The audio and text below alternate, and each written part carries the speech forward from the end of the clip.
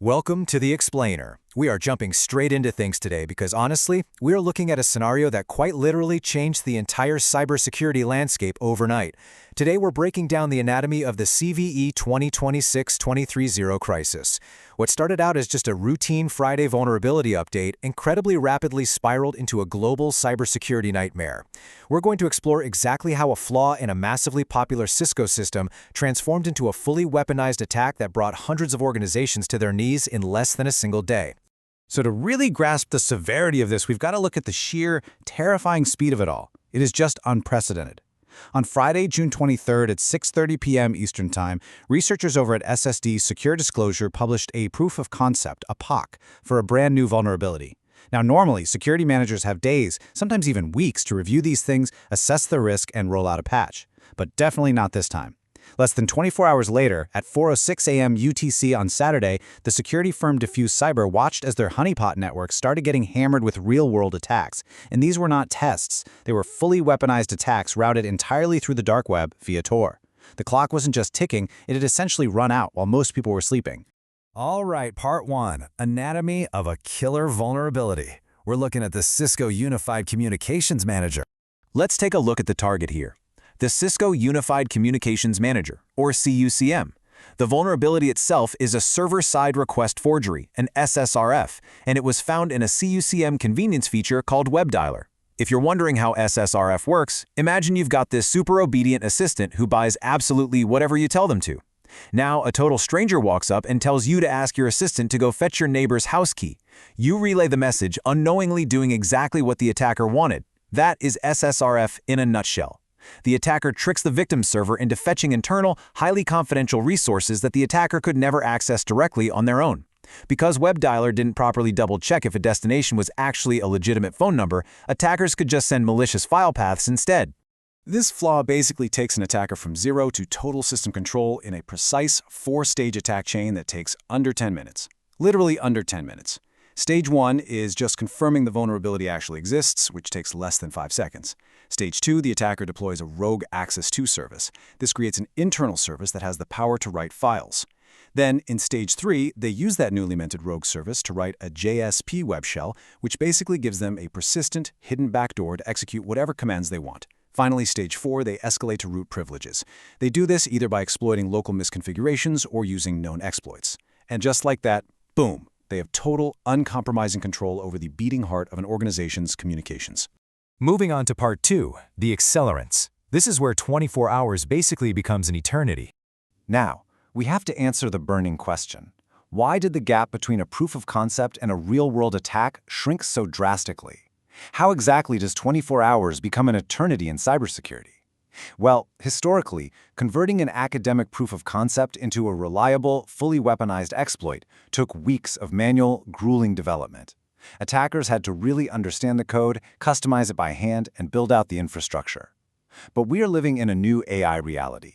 An experiment done by the Tech and Game Analysis team took that initial poke code, fed it straight into GPT-4, and just asked it to build an optimized, production-ready weapon.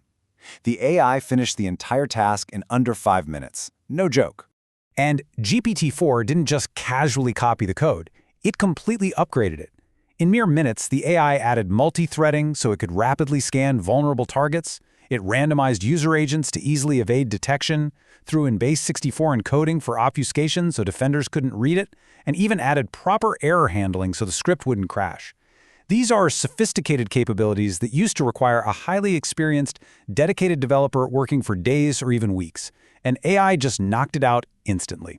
Now, combine that insane AI speed with the highly organized criminal ecosystem on the dark web, the supply chain moves unbelievably fast. Step 1. An initial access broker, an IAB, uses this newly AI-optimized exploit to completely compromise a major organization. Step 2. They immediately list that root access for sale on a dark web forum.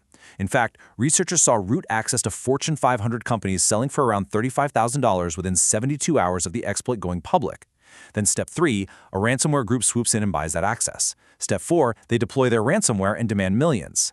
Even if only a tiny fraction of victims actually pay up, literally everyone in this dark supply chain profits immensely. All right, part 3, the blast radius. Who exactly is at risk here? Let's shift our focus to the victims for a second. Who actually got caught in the crosshairs of this hyper-accelerated attack?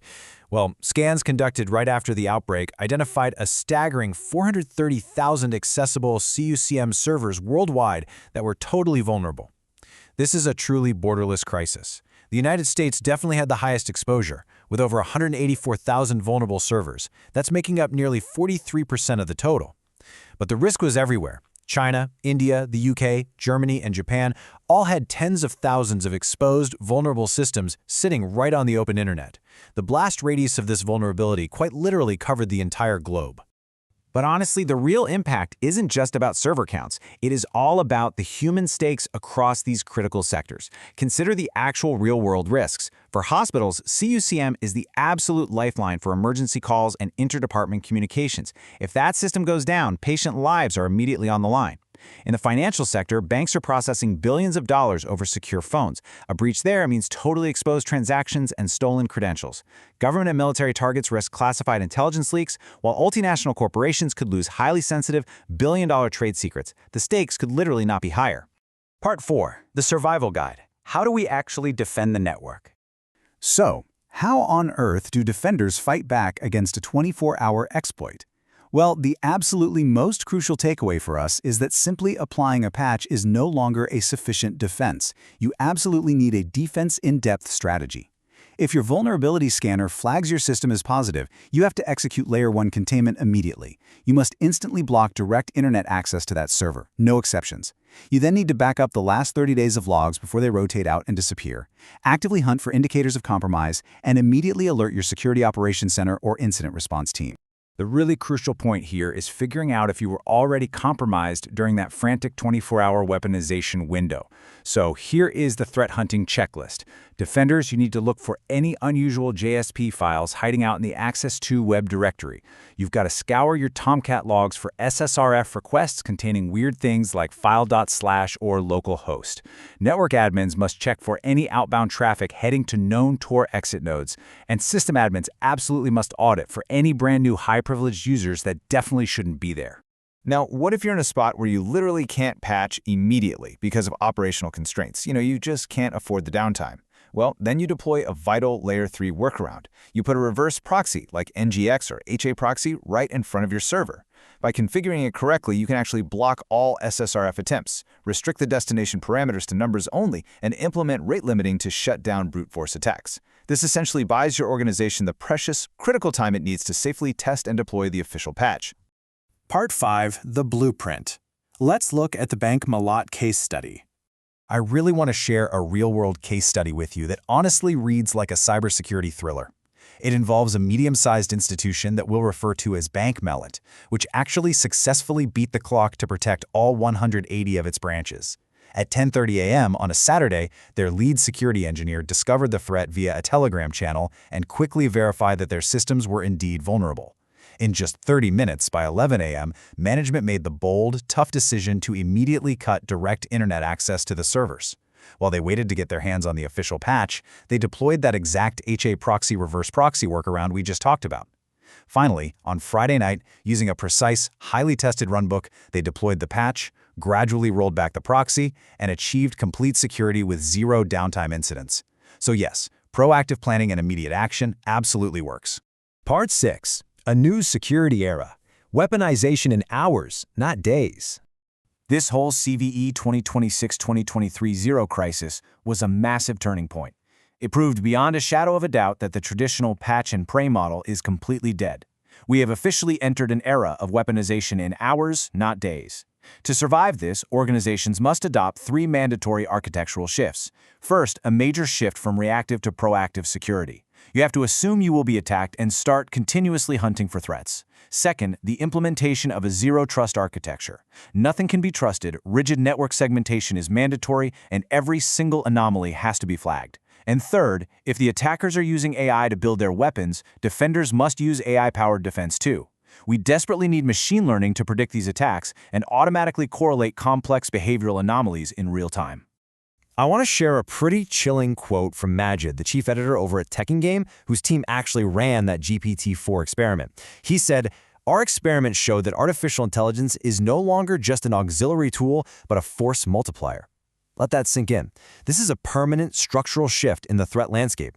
Novice, inexperienced attackers can now generate highly sophisticated exploits in hours that previously required weeks of expert, dedicated work. Which brings us to our final point today. Even if your organization doesn't use this specific Cisco system, you need to consider this crisis your loud and clear wake-up call. The era of hyperspeed weaponization is officially here. The next big vulnerability will inevitably target the exact system sitting right in your server racks today. So the only question left to ask yourself is this: are you ready? Thanks so much for joining me on this explainer. Keep those networks secure out there, and I'll catch you next time.